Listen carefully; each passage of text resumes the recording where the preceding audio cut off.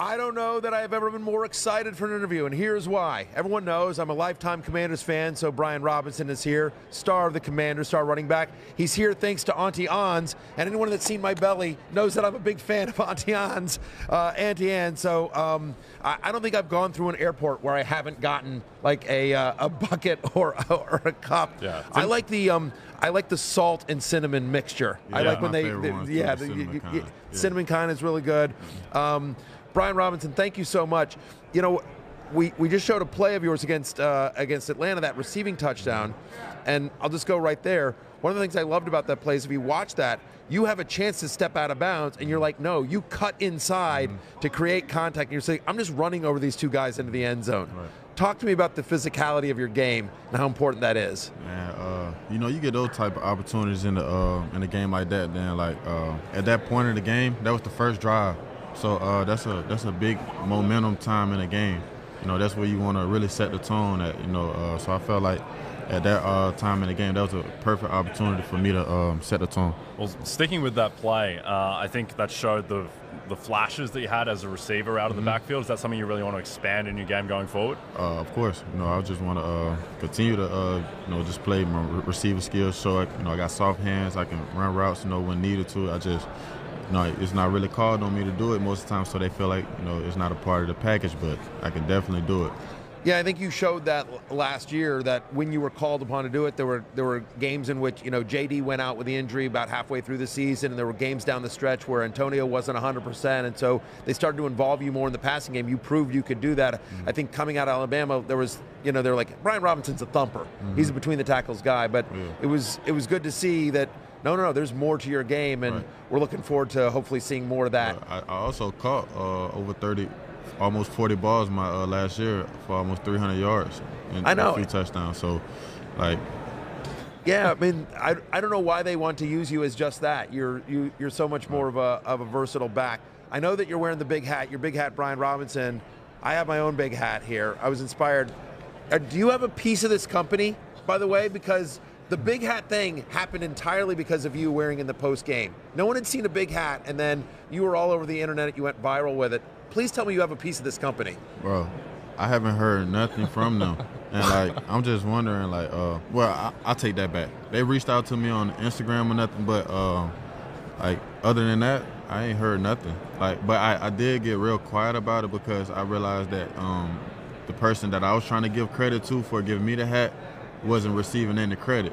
So I was like, okay, I'm not going to really, continue to speak much, about it if it's not going to really help, a lot of people. Well, big hat people, show some love.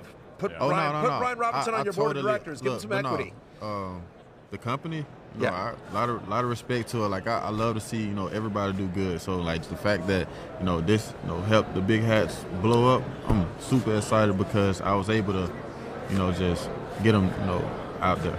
Well, I feel very naked and silly without my own big hat, which is a strange thing to feel silly by not wearing a big hat. But there we go. Thank you, Brian. He can't wear my hat. Look at that. There you go. I got to keep Looks this. good. Brian, we are a fantasy football show. Do you play fantasy football yourself? I don't actually, but I be hearing, I be trying to catch up, to pace. Yeah. Do people come up to you a lot and say, thanks for scoring that touchdown for me? I hear a lot of people come up like, you helped me on fantasy, help me on fantasy, help me on fantasy, help me. Then they come like, oh, y'all lost me some money. I'm like, all right. So I get a little bit of both, It's interesting. The NFL honors are tonight, right here on NBC, and you are not up for Comeback Player of the Year, even though you should have won the award. Right. It's not rookies are not eligible for the award. I don't know how anyone has a better comeback story than you this year.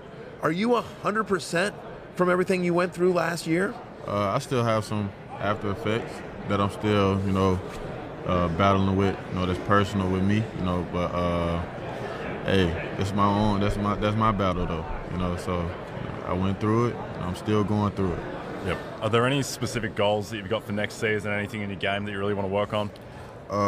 Honestly, I just want to be able to go out there and just, be healthy, man. Just play healthy, come into the season healthy and just have a fair chance at it, just everything. I want to rush for 1,000. I want to do all those things. I feel like I didn't have a fair chance. Even though I kind of was pushing that mark, I had like 800. Yep. But full season, healthy season, I feel like I can display a lot of things people really didn't get to see from me this year. I think there's no question about that. There's been some change in Washington as the Commanders let go of Scott Turner, and they're still in the market for an offensive coordinator. Has Coach Rivera or anyone on the team talked to you about what they're looking for in an offensive coordinator, and if they want to? Feels like Coach Rivera throughout his career has always been kind of a conservative offensive guy, has always wanted to have a strong run game, whether it was in Carolina or in his time in Washington. Have they talked to you at all about where they're looking for in terms of the offense? Well, I haven't really discussed that with Coach. I kind of really stay out of Coach's lane, really. But I know for a fact that Coach Rivera want to win, and I know for a fact that he's going to go out and get the best coach, come help us, put us in the best position to win. So, I believe in him, and whoever he decides to, bring in, if he have any questions with me or talk to me about it, we always have, real deep, honest, conversations. And I feel like we can discuss that, but until he kind of mention that or bring that to my attention, then I just let them do. Well, I've got a hint for any potential offensive coordinators for the Commanders that are watching this. Yeah, a good way to nail the interview is like, hey, we're going to give the ball to Brian Robinson a lot. If they come in here, going to be a big part of the offense, I think, no matter who is coaching.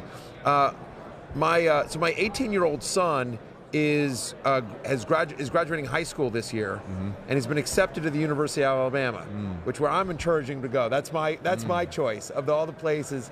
And where legends are made. It appears that way, and the Commanders as a team have a ton of Tide on their team on both sides of the ball. What is it about Coach Saban's program that just prepares you guys to succeed at the next level? Because it's you, it's John Allen, it's Deron Payne. It's like so many guys from Alabama there on the Commanders. It's like the process that he, teaches us by, the process that he always talks about. It's one of those deals, those processes that if you do it the right way, it's going to lead you to success. It's going to set you up for everything you ever wanted. Everything that you committed or came to Alabama for, everything that he said that he was going to do for you for your time at Alabama. If you trust that he's going to do that for you and do the right things, it's going to set you up for it. So when you walk in that locker room, NFL locker room, it's like, man, I did everything that, he told me to do while I was here in my time here, and now I'm ready for this. Just walk literally right into it, ready for it. Let's talk quickly about the Super Bowl, Brian. We've got two teams with excellent rushing attacks in their own ways. Is there anyone in particular you're expecting to have a big game on Sunday? Miles been running real good, especially through this playoff stretch, but I really like the rookie. Isaiah Pacheco. He's real nice and fast too, so he can be a surpriser. He can be a surpriser with his speed and physicality. Who do you think wins this game? You guys played the Eagles twice this year. You beat them once. They were undefeated until they played Washington on Monday Night Football. Who do you have winning this game? I love Jalen Hurts. I love DeVonta Smith. Them like my brothers. Yeah, of course. Why wouldn't I want to, see them, win a Super Bowl championship? But as real as I am, just as a human. Yeah. Patrick Mahomes, a lot of respect for him and Chiefs. I could see them possibly pulling it off by 3, only because of Patrick Mahomes' Super Bowl experience. He's been there, he's won. He's been a few times in the last how many years. So he's a little bit more comfortable than Jalen might be. But I feel like Jalen gonna play lights out, man. There's no question. We don't know if Jalen's 100%. He's been gutting through an injury as well. So many people talking about Mahomes' ankle, but Jalen's been playing hurt as well. So it'll be fascinating. I have 2 last Commanders questions for you. First off, yesterday on Pro Football Talk, Ron Rivera made a little bit of news where he said Sam Howell is going to be QB1 going into the season, that they want to bring in somebody else to compete with him, but they're not going to be in the free agent market to bring in a big name, that Sam's going to start the year as QB1. What have you seen out of Sam Howell, not only in the Cowboys game that he started, but just throughout the year in practice and, just getting to know him as a teammate? I think Sam has made all of the progression he has possibly could have made. Like, he didn't even play this whole year. He didn't play at all. Like, I don't think there was not one time that Sam touched the field this year. And I told Sam all throughout the season, during practice, locker room talk, I'm like, hey man, I believe in you. You know what I'm saying? I feel like if you get an opportunity, you're gonna do what needs to be done for this offense. Simple as that. And if you ask him, he'll tell you. I probably told him that 8 to 10 times during the season. And to be able to come in after not even having any game experience in a whole year and prove, that you can get it done with just little experience versus a good Cowboys team. Just show you that, as a rookie, undersized, kind of, doubted. Same kind of story as Brock Purdy, right, yeah. Similar. He just didn't have, the setup or the situation or opportunity as Purdy, probably, but man, same type of work ethic, man. He's gonna be all right. Yeah, I mean, he bided his time, and when he got his opportunity, he shined. He stayed ready like you told him to do. Listen, we know about you. We know about Terry McLaurin. We know about Jahan Dotson and Curtis Samuel. We know about the stars of the Commanders, Antonio Gibson, of course. Give us somebody on the team that we may not be aware of, that's maybe not a household name, but that impresses you in practice, that we think is going to take a step next year, a big step forward next year. Okay, on the offense or defense side of the ball? Either one. Offense. Offense.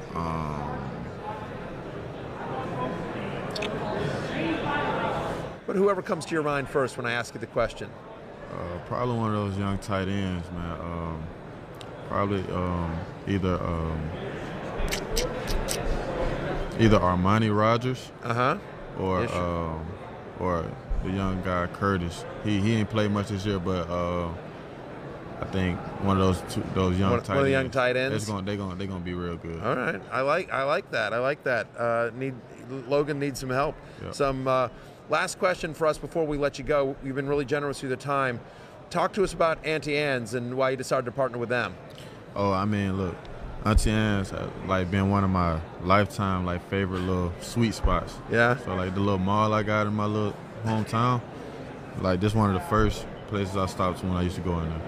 Also, they offering the pretzel bucket nuggets. Okay. Super Bowl deal with 6 dipping sauces and free delivery.